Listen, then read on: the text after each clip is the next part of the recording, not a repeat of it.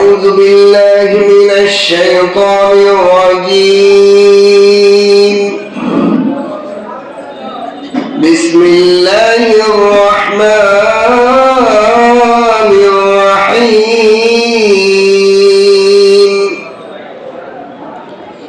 وإذ زين لهم الشيطان أعمالهم وقال لا غالب لكم اليوم من الناس وإني جار لكم فلما تراءت الفئتان نقص على عقبيه وقال إني بريء منكم إني أرى ما لا ترون إني أخاف الله والله شديد العقاب إذ يقول المنافقون والذين في قلوبهم مرض غر هؤلاء دينهم ومن يتوكل على الله فإن الله عزيز حكيم ولو ترى إذ يتوفى الذين كفروا الملائكة يضربون وجوههم وأدبارهم وذوقوا العذاب الحريق ذلك بما قدمت أيديكم وأن الله ليس بظلام للعبيد صدقت يا أرحم الراحمين بارك الله لنا ولكم في القرآن العظيم ونفعنا وإياكم بالآيات والذكر الحكيم سبحانك لا علم لنا إلا ما علمتنا إنك أنت العليم الحكيم ربي زدني علما ربي زدني علما رب اشرح لي صدري ويسر لي أمري واحلل عقدة من لساني يفقهوا قولي আল্লাহ তাআলা লাখ কোটি শুকর ও সুজুদ যে মহান রব্বুল আলামিন আমাদেরকে দয়া করে মায়া করে প্রতি সপ্তাহে ন্যায় কোরআন কারীমের তাফসীর পড়া এবং শোনার আমলের নিয়তে বসার তৌফিক দান করেছেন এই জন্য কালিমাতু শুকর আদায় করি আলহামদুলিল্লাহ। আজকে সূরাতুল আনফালের 48 নম্বর আয়াত থেকে 51 নম্বর আয়াত চারখানা আয়াত আমি তেলাওয়াত করেছি। আল্লাহ তাআলা যদি আমাকে তৌফিক দান করেন আপনাদেরকেও শোনার আমলের নিয়ত করে শোনার তৌফিক দান করেন আল্লাহ যেন আমাদের সকলের বসা বলা উঠা সবকে কবুল করেন বলেন আমিন। আহমদ আবার ওটা কি করতেছ দরজা লাগায় তালা মানুষ আল্লাহ বাড়িতে আসুন কোন ব্যাস মহাজন সাহেব প্রথম আয়াত আল্লাহ তাআলা বলেন وَإِذْ زَيَّنَ لَهُمُ الشَّيْطَانُ أَعْمَالَهُمْ স্মরণ করুন হে নবী যখন বদরের যুদ্ধের প্রেক্ষাপটে কাফেরদেরকে শয়তান ইবলিস সুসজ্জিত করে দিয়েছিল তাদের আমালকে এবং এই কাফের মুশরিকদেরকে শয়তান বলেছিল وقال لا غالب لكم اليوم من الناس আজকে কোনো মানুষের ক্ষমতা নাই তোমাদেরকে পরাজিত করা এই কথা ইবলিস আবু জাহেলদেরকে বলেছিল।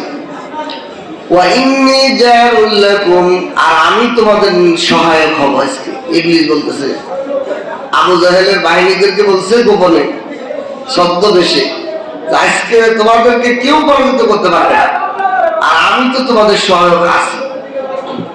فلما ترأت الفئتان نقص على عقبيه, অতঃপর যখন দুই দল মুখোমুখি যুদ্ধ শুরু হয়ে গেল, শয়তান ফেরেশতাদেরকে দেখে পিছে ভাগা শুরু হয়ে গেছে, পলানো শুরু করছে ইবলিস। কারণ জিবরাইল দেখছে, এটা তো আবু জাহেলের বাহিনীর জিবরাইল দেখতেছে না, ইবলিস তো দেখতে পাচ্ছে জিবরাইলের বাহিনী আসছে, পলানো শুরু করছে পিছপা, এবং বলতেছে ওয়াকালা ইন্নী বারিউম মিনকুম, হে আবু জাহেলের লোকেরা, তোমাদের সাথে আমার কোনো সম্পর্ক নাই, আমি তোমাদের সঙ্গ হব না। ইন্নী আরা মা লা তারাউনা, আমি যা দেখতে পাচ্ছি তোমরা তা দেখো না।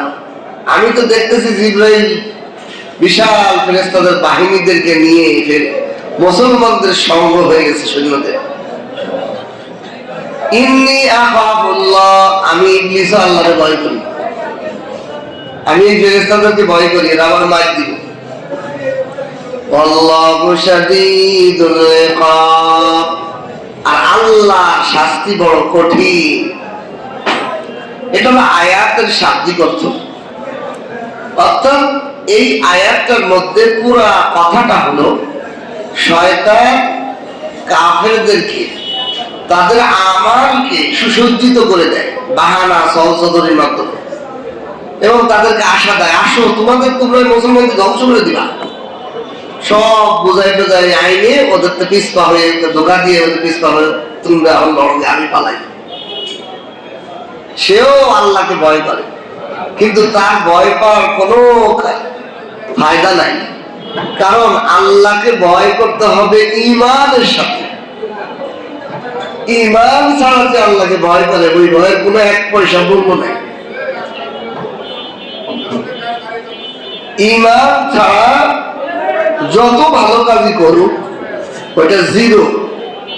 যেমন শূন্যর উপর শূন্য লাগাইলে 1 লক্ষ শূন্য লেখলেন, 1 পয়সাও দাম আছে, কিন্তু 1 লাগাই যদি শূন্য লাগান, 1-এর পিছে তো শূন্য 10, 1-এর পিছে 2 শূন্য 100, 1-এর পিছে 3 শূন্য 1000, 1-এর পিছে 4 শূন্য লক্ষ হয়ে যাবে, ঠিক কিনা? ঈমান হলো 1-এর ভূমিকা। ঈমান যার আছে তার প্রতিটা ভালো কাজ আল্লাহর কাছে দামি হয়। এই জন্য ইবলিস আল্লাহকে ভয় করে, কিন্তু এই ভয়ের কোনো মূল্য নাই, কারণ ঈমানই নাই তার। এই আয়াতটা কি প্রেক্ষাপটে নাযিল হয়েছে?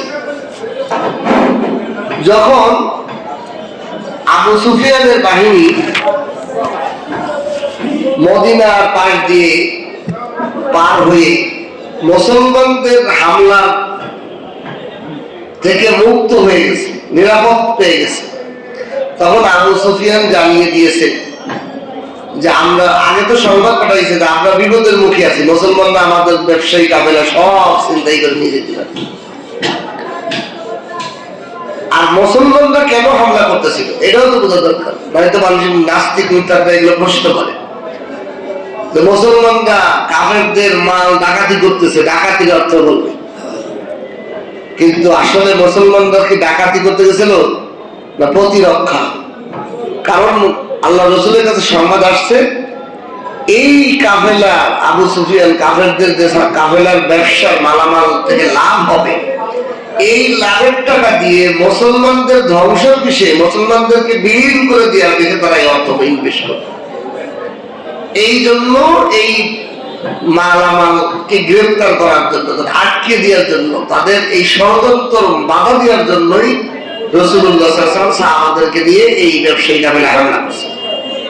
এটা তাহলে আত্মরক্ষামূলক। এই কুরাইশ মক্কাদের কাছে যখন সংবাদ পৌঁছায়, তখন কুরাইশরা সমস্ত যুবকদেরকে নিয়ে দলবদ্ধ হয়ে তারা আবু সুফিয়ানের এই কাফেলাকে রক্ষা করার জন্য বের হবে। এর মধ্যে তাদের ভিতরে একটা ভীতু কাজ করতেছিল কি বিধবাত্র ছিল? তাদের প্রতিবেশী ছিল বনু বক্কর গোত্র। বনু বক্কর নামে একটা গোত্র ছিল, তাদের কুরাইশদের পার্শ্ববর্তী গোত্র। এদের সাথে কুরাইশদের আগের একটা দ্বন্দ্ব ছিল, মারামারি ছিল। আবু জাহেল চিন্তা করলো যে আমি যদি মক্কার সব যুবকদেরকে নিয়ে সেই মদিনায়, বদর অনেক দূর, 400 মাইল, 300-350 মাইল পথ অতিক্রম করে ওখানে চলে যায়, তাহলে বনু বক্কর গোত্র, যে সাথে আমাদের আগেই শত্রুতা আছে, এরা আমাদের শিশু, আমাদের খেয়াল খাবার বাড়ি দখল করে বাইরে চলে যায়।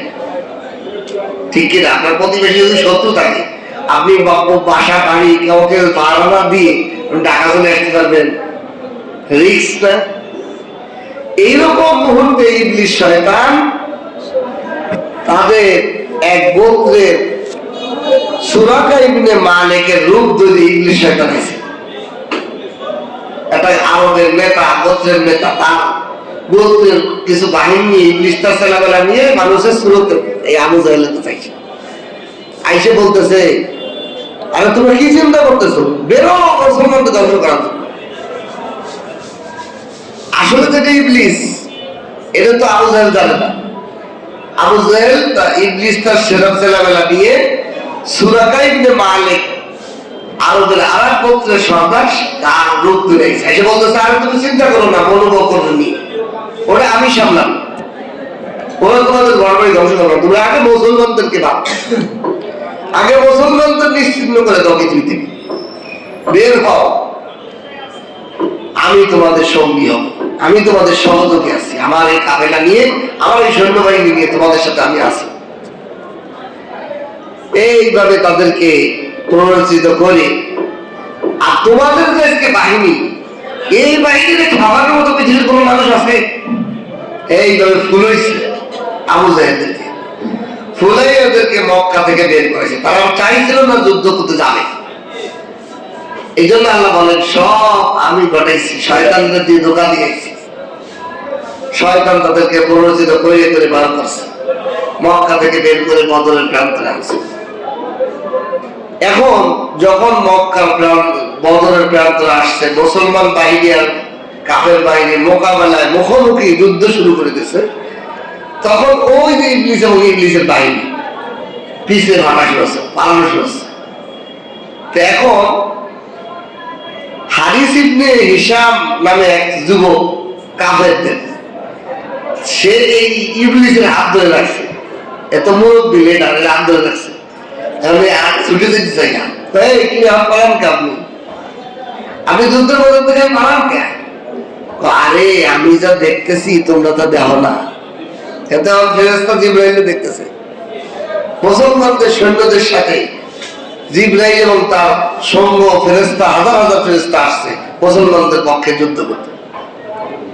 এটাই ইবলিস দেখে ওই সূরাকে এই হারিস ইবনে হিশাম নামে এক যুবকের হাত ধরে রাখছিল তো ইবলিসের, সে ওর থেকে ছুটা শুরু ছাড়ে না, ছাড়ে খাবারে, আমি পালাবো।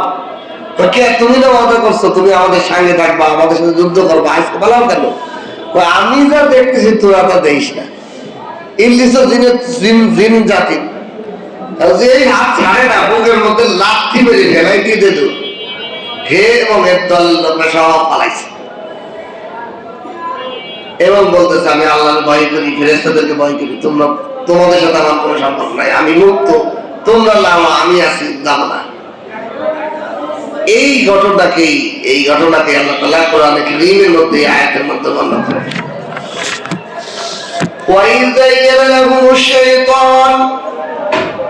স্মরণ করুন যখন শয়তান কাফেরদেরকে সুসজ্জিত করে দিল আমালহুম, তাদের আমলকে, وقال لا غالب لكم اليوم من الناس, এবং তাদেরকে বলল তোমাদেরকে আজ পৃথিবীর কোনো মানুষ ঠকাইতে পারবে না, পরাজিত করতে পারবে না।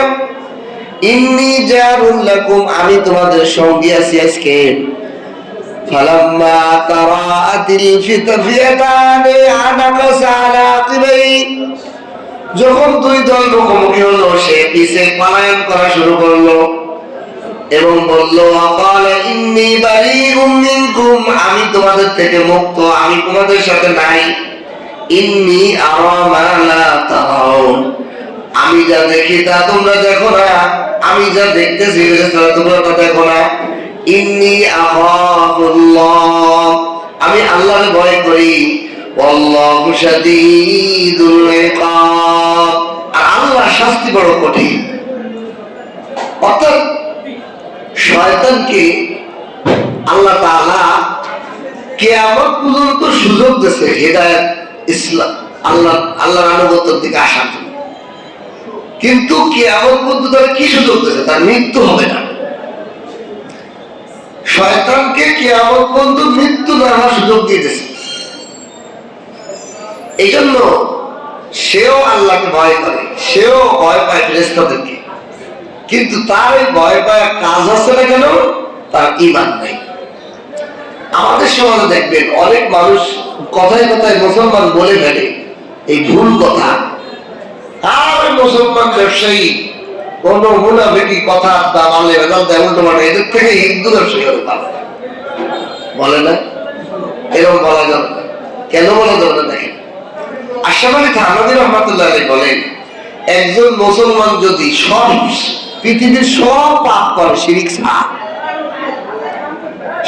ছাড়া, জেনা করে, মদ খায়, মালে ওজন কম দেয়, মিথ্যা কথা বলে, বাটপারি করে, ধোঁকা দেয়, সিটারি করে, সব কিছু করে, কিন্তু সে আল্লাহর বিশ্বাস করে, এই মুসলমানের দাম সারা পৃথিবীর কাফেরদের থেকেও দাম।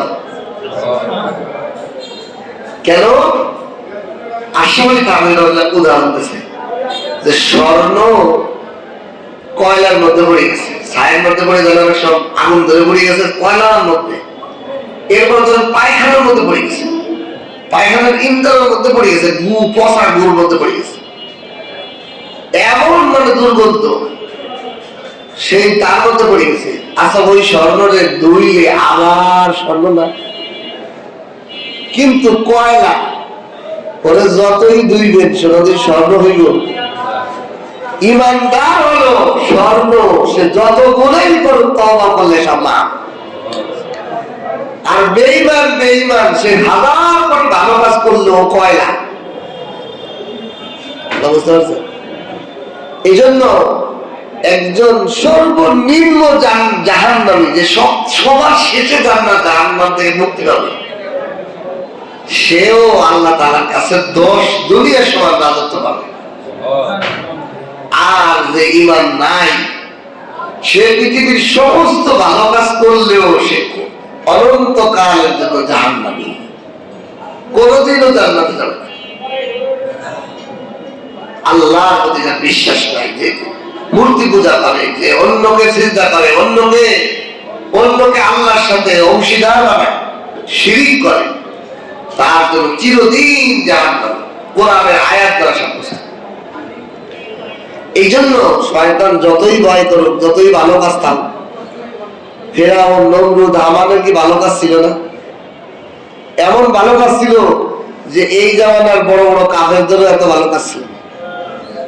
ফেরাউন সে 400 বছর পর্যন্ত বাঁচছে। এই 400 বছরের মধ্যে বনী ইসরাঈলদের অসহায়দেরকে না নিয়ে সে একবেলাও খানা খেত না। এই জন্যই আল্লাহ তারা 400 বছর তার রাজত্ব দিয়েছে, তারা মানে নাই। যেই দিন সকালবেলা খবর থেকে বনী ইসরাঈল পালায় গেছে, সকালের নাস্তা বনী ইসরাঈলদের সাথে খাইতে পারে নাই, ওই দিনই তার ধ্বংস হয়েছে। অর্থাৎ অসহায় মানুষকে যে খানা খাওয়ায়, কোন দিনের মধ্যে যদি আপনি কোনো অসহায়কে আশ্রয় দেন, ওই দিনে আপনাকে কোনো বিপদে আল্লাহ ফেলবে না। বলেন সুবহান। আপনি কাউকে কোনো অসহায় মানুষকে সহযোগিতা করছেন, ওই দিনটা আপনার আল্লাহ তাআলা ফেরেশতার মাধ্যমে ভালো। এই জন্য ভালো কাজ, এই জন্য শয়তান যদিও ভয় করে, ইন্নী আখাফুল্লাহ, আল্লাহকে ভয় করে, এই ভয়ে কোনো 1 পয়সাও দাম নেই, কারণ তার ঈমান নেই। এখন শয়তানের ঈমান কি? শয়তানকে আল্লাহকে বিশ্বাস করে না, আমাদের ঈমানদারের তো বেশি বিশ্বাস করে। কিন্তু শয়তানের পরীক্ষা হলো, তুই আদমকে একটা সিজদা দিতে হবে, আদমকে সিজদা দিলে তার ঈমান। আদমকে সিজদা না দেওয়ার কারণে সে বেঈমান। এই জন্য একদিন মুসা আলাইহিস সালাম তুর পাহাড়ে যাচ্ছে, রাস্তার মধ্যে ইবলিসের দেখা। ইবলিস কয়, মুসা কোথায় যাও? কয়, তুর পাহাড়ে যাইতেছে আল্লাহর সাথে কথা বলতে। কয়, আল্লাহ একটু জিজ্ঞাসা আমারে কি আল্লাহ মাফ করবে না? আচ্ছা মুসা আলাইহিস সালাম ঠিক আছে আমি জিজ্ঞাসা করি। আল্লাহ জিজ্ঞাসা, আল্লাহ ইবলিসকে মাফ করা যায় না? অবশ্যই মাফ করা যায়। কয় কেমনে? কয় শর্ত হলো আদম আলাইহিস সালামের কবরে যে একটা সিজদা দিতে। আদম আলাইহিস সালামের কবরে যেটা সিজদা দিলে ইবলিস আল্লাহ মাফ করে দিবে। মুসা আলাইহিস সালাম এসে বলছে, ইবলিস তোমার জন্য সুসংবাদ। কয় কি? কয় আদমের কবরে একটা সিজদা দিলে তোমার মাফ। কয় জিন্দা আদমরে আমি সিজদা দেই নাই, আর মরা কবরে সিজদা দেব? আমি এত বোকা হইলাম নাকি? শেষ বেঈমান। এই জন্য যুক্তি তে মুক্তি নাই। আল্লাহ আল্লাহ আদম যদি হেদায়েত দিতে গেল না, আল্লাহ ইবলিসকে আমারে দাও আল্লাহ শেষ দিলে আমরা আল্লাহর শেষ। হ্যাঁ, আল্লাহ না, তার জন্য পরীক্ষা দিতে বোঝেন নাই না। এখানে বিষয়টা হলো কথা বলেন, এখানে বিষয়টা হলো হ্যাঁ সুন্দর প্রশ্ন যে আল্লাহকে তো সিদ্ধান্ত দিতে পারতো। দেখেন ইবলিসের অহংকার তো এখানে যে আল্লাহর হুকুম মানে না সে। আল্লাহ আল্লাহ আল্লাহ হলো আপনার বান্দা, সৃষ্টি আল্লাহর আপনার গোলাম। মানুষ এবং জিন জাতি আল্লাহর বান্দা। মানুষ এবং জিন জাতিকে আল্লাহ তাআলা আল্লাহ দাসত্ব দান করছে। তুমি তোমার গোলামিয়ত প্রকাশ করো। এই যে আমরা নামাজের মধ্যে সিজদা দিই, মারা কপালটা জমিনের সাথে মিশাই দিই, আর নিচে যায় না। এর মানে কি? অহংকার মুক্ত হতে চাই। আর ইবলিস তো অহংকার হয়েছে যে আমি মাটির তৈরি, ও আগুনের তৈরি, আমি ও আগুনের তৈরি, ও মাটির তৈরি, আমি কেন সিজদা দেবো? এই অহংকারের কারণেই সব শেষ। এখন ও তো আল্লাহর সিজদা দিলে অহংকার পাবে না। ওর অহংকার শেষ করতে হলে ওই আদম নিয়ে সিজদা দিতে হইল। এই জন্য আল্লাহ বলছেন তুমি ওইটা সিজদা দিয়ে বলো তোমার ঈমান নাই। আর একটা বিষয় হলো দেখেন, এইটা আমি সুন্দর করে বলি, গভীর সূক্ষ্ম হলো। আসলে আমরা এই যে সিজদা যে দিই, কারে সিজদা দিই? আল্লাহ যদি সিজদা দেন, আল্লাহ কি দেখেন? আল্লাহ কি দেখা যায়? এরপরে দেখেন আমরা কাতার মধ্যে দাঁড়াই দেন, সামনের কাতারের মানুষদেরকে পিছন তো আমরা সিজদা দেওয়ার মতো হইতে হয়ে যায়, হয় না? তো মূর্তির সামনে যারা চিন্তা করতেছে, আমরা যে কাবার সামনে চিন্তা করতেছি, একই তো হয়ে গেল। পার্থক্য আছে। যারা মূর্তির সামনে চিন্তা করে তারা মূর্তির কাছে সাহায্য চেয়ে চিন্তা করে, মৃত্যুরেই চিন্তা করে। আর আমরা যে এই যে সিজদা মসজিদের মধ্যে দেই, এটা আসলে আল্লাহর দেখিও না, আল্লাহ কোনো কিছু নাই। আমরা আল্লাহর হুকুমে চিন্তা করি, আদেশকে চিন্তা করি। আদেশ মানাই হলো আসল চিন্তা। আরো বিষয় দেখেন, আমরা যে পশ্চিম দিকে চিন্তা করি, পৃথিবী যদি গোল হয়, আমি যদি পূর্ব দিকেও চিন্তা দিই, পূর্ব দিক তো ঘুরে যেয়ে তো কাবায় লাগবে। আমি দক্ষিণে চিন্তা দিই, দক্ষিণ দিকে ঘুরে যেয়ে তো কাবায় লাগবে। ধরেন বল, এখানে হলো কাবা, এখানে কাবা। আমি এই পাশে চিন্তা দিলে এখানে ঘুরে যাওয়া আসবে, এই পাশে চিন্তা দিলেও এখানে ঘুরে আসবে, এখানে ঘুরে আসবে। সব দিকেই তো কাবা হয়। পশ্চিম কেন? কারণ এইটাই যে আল্লাহ বলছে তোমার যেখানে দাঁড়াইছো সেখান থেকে কাবাবার যত কাছে সেখানে চিন্তা করো, আদেশ।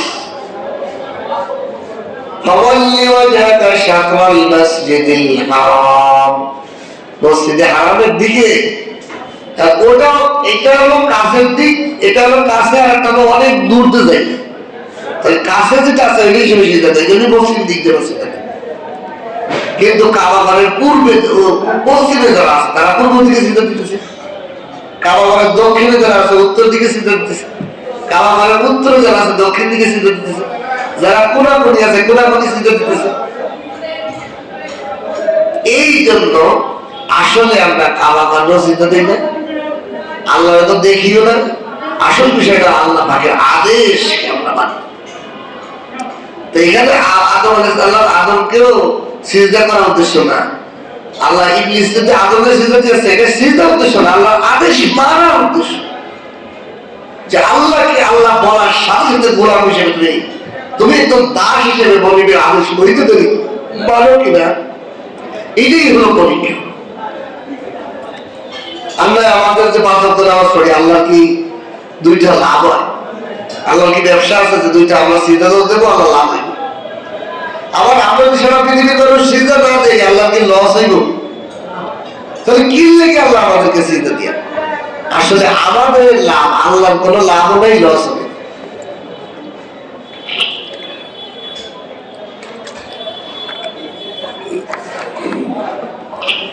ইবাদতের মাধ্যমে এটা বুঝতে হবে আমাদেরকে যে আমরা যে 5 ওয়াক্ত নামাজ পড়ি, সিজদা করি, এটার দ্বারা আল্লাহর 1 পয়সা লাভ হয় না, না দিলেও আল্লাহর 1 পয়সা লস হয় না। তা আমরা কেন সিজদা করি? আমাদের পরীক্ষা চলতেছে, আমরা কতটুকু মানবো সেই আলোতে আমাদের আখিরাতে আল্লাহ পুরস্কার দান করবে। এটা আমাদেরকে আল্লাহ পরীক্ষা দিয়েছে। একজন উস্তাদের, টিচারের ছাত্র পরীক্ষা হলে লেখুক অথবা না লেখুক, ফেল করলেও লস নেই, পাস করলেও কি লাভ আছে? শিক্ষকের কোনো লাভ আছে? শিক্ষক তো স্কুল থেকে বেতন পায়, মাদ্রাসা থেকে বেতন পায়। ছাত্র পাস করলেও তার লস নেই, ফেল করলেও তার লস হবে, লাভ নেই। ঠিক আল্লাহ পাক আমাদেরকে দুনিয়াতে পরীক্ষা পাঠিয়েছে। এই আদেশ মানলো কিনা, মানলেই তুমি জান্নাত পাবা, না পাইলে জাহান্নামে যাবা। আল্লাহর কোনো লস লাভ নাই। আল্লাহ পরীক্ষার জন্য আমাদেরকে পাঠিয়েছে। এই জন্য আমাদের ইবাদত করতে হবে আমার সুবিধার জন্য, যে আমি আমার দায়িত্ব আমার পাশ করতে হবে আখিরাত। সামান্য এই হায়াতের মধ্যে আমার এই হায়াতকে দাম বাড়াইতে হবে। চোখের পলকে 60-70 বছর শেষ। 100 বছর পরে আমাকে আমার নাম জানবে না পৃথিবীতে কেউ নাই। কি দুনিয়া! একটু গভীরভাবে চিন্তা করে দেখলে দাদার পরের বাবার নাম জানি না, কত বছর হবে? একটু হিসাব করবেন মাঝে সাথে, আপনার বাবা মারা গেছে কয় বছর হয়েছে? আপনার দাদা মারা গেছে কয় বছর হয়েছে? তাহলে একটা আন্দাজ হয়ে যাবে দাদার বাবা আর একটু আগে মারা গেছে। তো এর গ্যাপ কতটুকু? মানে আমার দাদার বাপের থেকে আমার এই হায়াত পর্যন্ত 60-70-50 বছর তৈরি, এর তো বেশি হইব না। তো এর মধ্যেই যদি তার নাম পৃথিবীতে বুঝে যায়, শুধুমাত্র দলিলে থাকতে পারে, জমির দলিল গুলাতে থাকে, আর কোথাও থাকে না। তাও তো এখন দলিলের মধ্যে খুঁজো পরবর্তী নামগুলো পাওয়া যায় না, নাই, রেকর্ডে নাই। 2-3 পুরুষ পাওয়া, এর আগের নামগুলো পাওয়াই যায়। তাহলে এই দুনিয়া সামান্য সময় আমি আসছি আসলে পরীক্ষা দিয়ে পাশ করার জন্য। পরীক্ষার হলের টাইম সীমিত, 1টা মিনিট এখানে অনেক দামি। আপনি একটু লিখতে পারলেই ওটা নাম্বার এসে দেবে, ভুল হয়ে গেলে এই নাম্বার শেষ। পরীক্ষা টাইমটা যেরকম গুরুত্বপূর্ণ, পরীক্ষা প্রতিটা সেকেন্ডের দাম যেমন অনেক দামি, আমার আপনার হায়াতের জিন্দেগিটার দাম ওরকম দাম। এখানে যত ভালো কিছু করবো, আমল করব, আল্লাহ তাআলার বিনিময়ে আখিরাতে অনেক কিছু দান করবে। এই জন্য আল্লাহ তাআলা বলেন দুনিয়াতে তোমার প্রতিটা কাজে শয়তানেরও সুযোজিত করবে। এখন এই প্রথম আয়াত থেকে আমাদের শিক্ষা, এই আয়াতে কাফেরদেরকে সজ্জিত করার ঘটনা আল্লাহ শুনাইছে, কিন্তু কিয়ামত পর্যন্ত ইবলিস আমাদের ঈমানদারদেরকে বিভিন্ন জিনিস সুসজ্জিত করে দেখায়। আরে তোর তো একটা ব্যবসা আছে, আরেকটা ব্যবসা কর, তোর তো আরেকটা গাড়ি আছে, আরেকটা গাড়ি কর, একটা বাড়ি আছে, আরেকটা বাড়ি বানা, একখান জমি আছে, আরেকখান জমি বানা। এখন যখন এই যে আমার সামনে দুনিয়া সুসজ্জিত করবে, তখন আমার হালাল হারাম বাঁচা, আপনাদের কি বলবো, আমার কাছে আসে। আমার নিজের দিয়ে উদাহরণ দিতেছি। আমার বাড়িতে ঘর নাই, বাপ মা মারা গেছে, ভাই ব্রাদার বাপের ঘরে কোনো চাচার ঘরে আসি, বাড়িতে 6 ভাই, ভাগ হওয়ার ঘর নেই, তো 6টা ঘর লাগবে, ঘর তো নেই। এখন শয়তানে তো ঘর যখন করতে যাবে, তখন তো 1-2 লাখ টাকা দিয়ে হবে না। এখন একটা টিনের ঘর দিতে গেলেও 2-2.5 লাখ টাকা লাগে, 3 লাখ টাকা। ঠিক কিনা? এখন শয়তানে কয় আমি মৌলানা সাহেব পানি ভরাতে, তাবিজ ভরাতে, বিভিন্ন জিনিস দিয়ে ধান্দা পান, আমার এই যে বুঝাবেন না, আমি আগ্রহ করি